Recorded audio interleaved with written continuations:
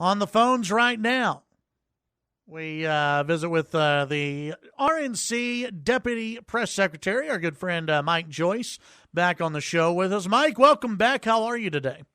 Hey, good morning. Doing well. Thanks for having me. Absolutely. Glad to have you back here on the Chad Hasty Show. As always, appreciate your time. Let's talk about, because there's a lot of stuff going on. One of the first things I wanted to get your comments on, the Democrats announced, I guess it was yesterday, that they are heading to Houston for the third debate. This one coming up, I believe, mid-September. The Democrats will debate either 1 or 2 days in Houston. What does that say, in your opinion, about the Democrats' thoughts on the state of Texas? Yeah, I think they're very clearly looking at areas to host these debates in places that are going to be, at least in their mind, battleground states. Of course, Chad, more than anyone else that I don't think Texas is really a battleground state yet. I think we maybe have a few cycles to go before you could maybe make that argument. But right now, Texas is still a red state. There is a lot of work to be done in the state. We can't take anything for granted anymore. We're certainly at that point with our control of the state. But I think Democrats are really looking at areas where they need to do well to have any kind of chance to win in 2020. Not that I think they will do well in Texas. I think President Trump will have an overwhelming victory, Senator Cornyn and everyone else down the ballot as well. But they're very clearly looking at areas, of course, Harris County, Houston has gone a little more blue over the past couple cycles right now. So they're looking for places where they need to reach out to voters. They're going to be going to Detroit for their next debate. And of course, President Trump famously won won Michigan by about 10,000 votes in 2016. So it's pretty interesting. But the one thing that's a bummer, they won't have it by Houston's debate, and they won't do it in Detroit either. We won't have the show of hands questions anymore, which, that's a bummer because we had every single 2020 Democrat raising their hand in support of giving illegal immigrants free health care. And, I think Republicans will miss those clips that we had from them from that debate. Yeah, I saw a few Republican strategists on the Twitter machine yesterday who were a little bit upset that CNN is doing away with the hand raising because it was basically an easy ad for the RNC and for the president when you're asking questions like who wants to get rid of your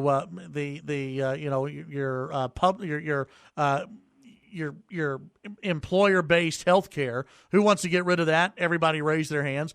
I think, and correct me if I'm wrong, Mike, just about every Democrat raised their hands when they said they wanted to decriminalize crossing the border, correct? Yeah. Yep, absolutely right. Every hand went up.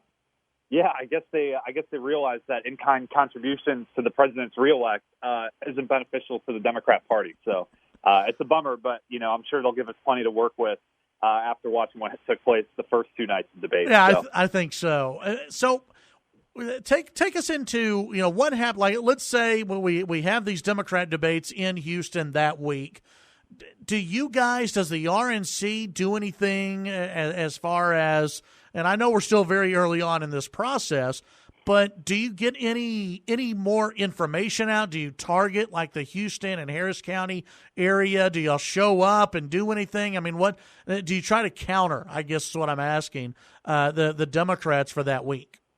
Absolutely. It's a political term that we use at the RNC called bracketing, and it's a fancy term for basically just dominating the message, taking over the message, pushing back on everything that the Democrats are saying. So when we have that debate in Houston, there's going to be a full court press from the RNC, from the Republican Party of Texas, the Harris County GOP, all the way down to counter what they're doing. So we're going to have street theater outside. You'll see protesters outside the event, pro-Trump supporters out there. The chairwoman, I'm not sure if she's confirmed to be at the Houston debate yet. I know she was at the first one and probably at the second one too. But we do a lot of interviews. We do a lot of bookings, things like press conferences, stuff like that around the debate. We do a lot with our Hispanic media as well. So we'll have a big Hispanic media presence while all of these things are going on. So across the board, we're doing everything to basically dominate the message, which isn't pretty hard for us to do when they hand us a gift, when they, like you said, Chad, raise their hands in support of, eliminating private health insurance for millions of Americans around the country, for tearing down or decriminalizing illegal immigration at the border, or giving free health care to illegal immigrants. they do plenty to kind of just put the ball back into our court and let us kind of dominate the message and the narrative. So, yeah, there's going to be an absolute full court press, and you'll see that in Houston. It's also kind of unique that they're going back to Houston. It reminds me back when I was at the Houston debate in 2016. That was the one, of course, where President Trump famously said that wall just got 10 feet higher. But, the Democrats actually did some bracketing efforts of their own at that debate. So, yeah, now that I think about it, we're going to actually have to do a little bit of payback for what took place at that debate. Visiting with Mike Joyce with the RNC. Eric Swalwell, it was a major campaign that he ran. He decided to drop out of the presidential campaign. Do you expect more of these Democrats to start dropping, Mike?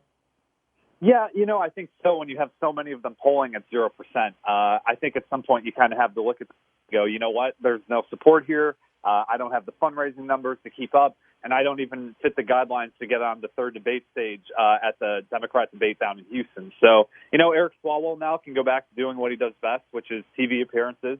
That's his number one service that he provides his constituents out in California, and also offhand pop culture references that no one seems to understand. So he'll go back to doing those things, as well as continuing his political vendetta against President Trump. I'm not really sure why Tom Steyer decided to join the race yesterday. It was kind of probably fair to say the worst rollout of a presidential campaign this cycle to date that I've seen so far. Basic digital campaign things like putting search ads up, driving traffic to your website, or simply just having a campaign website available on the first page of search results on Google. A billionaire was unable to do those basic things. So why he's running and why he decided to enter so late, who has any idea? But, I think you will start seeing some of these other lower-tier candidates start to filter off one by one. Well, Mike, it's one of those I've had every week I have a Republican strategist named Matt Maccoby here on the show. And he and I have talked about this numerous times. In the past, there was a downside to running for president and polling at 0%. Your reputation would take a hit. It doesn't seem like anyone's reputation takes a hit anymore if they run for president and poll at about 0%. Yeah, well, I know Matt. He's a great guy. He's done great work in the People's Republic of Travis County, so I hope he keeps up the great work. But, I think you have a point there, and I think Matt does too. And I think what people look at now is it's not just running for president anymore to become the president. There's other things you can do. The one thing that a lot of folks try to do now is it's profitable to run for president now. So You build up your name ID, you do a lot of appearances and things like that, and you kind of build up your own credentials, and then you go off and make more money in the future. And I think some of these candidates are absolutely trying to do that. Some of them might just be trying to build their own name ID. I think it's kind of incredible, to your point, though, that people just enter the race, run for president, and drop out, and they don't take a hit for the fact that, and Eric Swalwell had no support at all. He had some embarrassing interviews along the way on CNN, made some ridiculous comments calling the 2020 Democratic field the Avengers and things like that. I mean, that should be pretty embarrassing, and it should hurt your political brand in the future. But, yeah, we're not seeing that right now, and it's kind of bizarre to me, even though, of course, at the RNC and a lot of Republicans around the country, of course, we keep tabs on every single time 2020 Democrats, or any Democrats for that matter, do anything embarrassing, and we don't forget those things. So, an Eric Swalwell presidential bid in 2020, we'll remember that forever, but the American people, I don't really think too much about it. So It's interesting, but it's kind of a disturbing trend, I think, for sure. Visiting with Mike Joyce, Deputy Press Secretary with the RNC. Let's talk about fundraising. Some of the Democrats are announcing their numbers. To me, everyone is paling in comparison with what the president is able to raise right now. Yeah, and, thanks to our chairwoman, Ronna McDaniel, and the historic record-breaking fundraising numbers that she continues to bring into our party, as well as President Trump, the Trump campaign, and as well as Trump victory.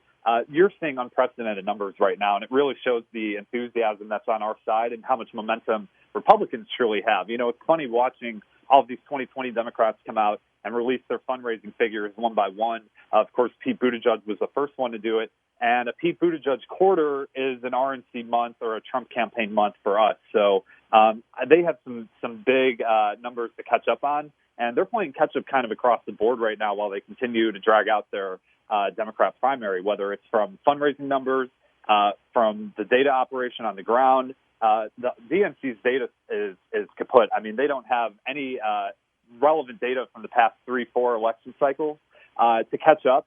They'd have to dump in about, I don't know, $300 or $400 million between now and Election Day. The DNC's broke, so there's a lot of catch-up to play right now. But it's funny, when you watch these 2020 Democrats toot their fundraising totals, they love to talk about, small donor figures.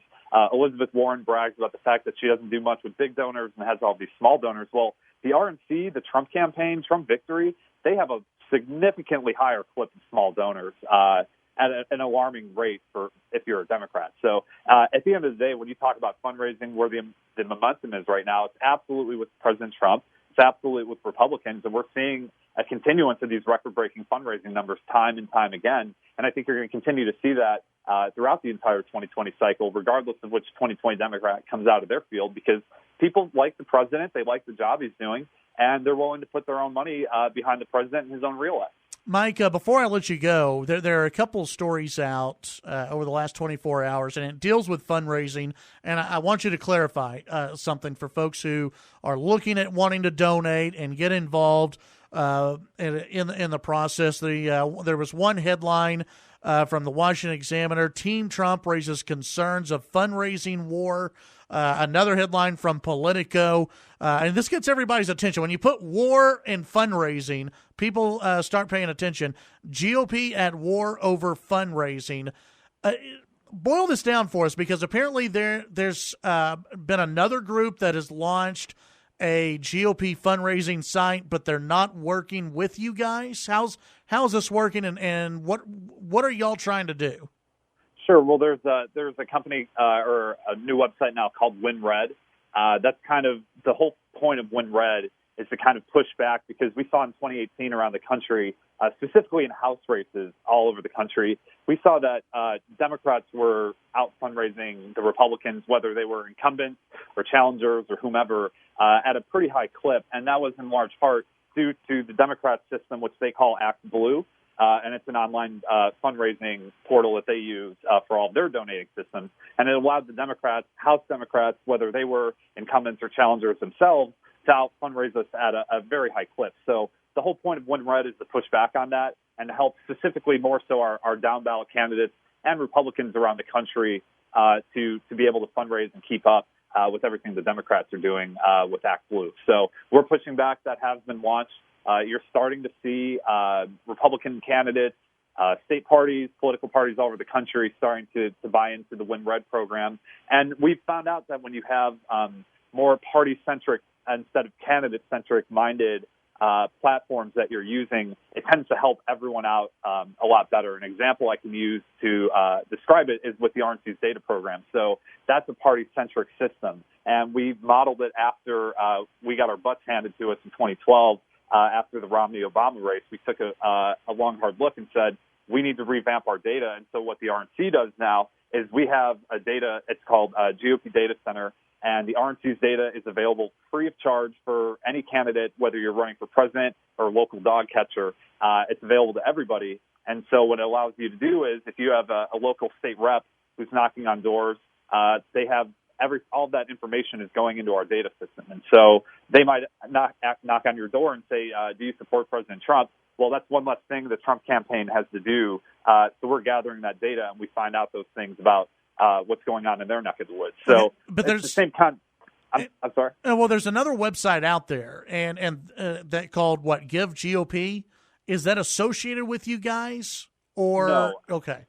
No, they're not associated with us. I don't know too much about it. I was actually looking through their website the other day, and what was weird to me was I actually clicked on Texas, and they had support Texas U.S. Senate candidate, and so of course they have Senator Cornyn on there for his 2020 reelect.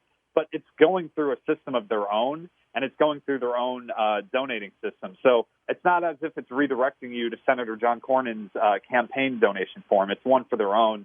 I don't know much about it. I'm not sure who's running it or what they're doing with it, but I would still encourage everyone, if you want to donate to a specific candidate or a specific political party like the Republican Party of Texas, I would go to their own website and donate there directly. I would not go through a third-hand donating system like this. Very good. Mike Joyce, as always, pleasure to visit with you, and we'll talk to you again soon.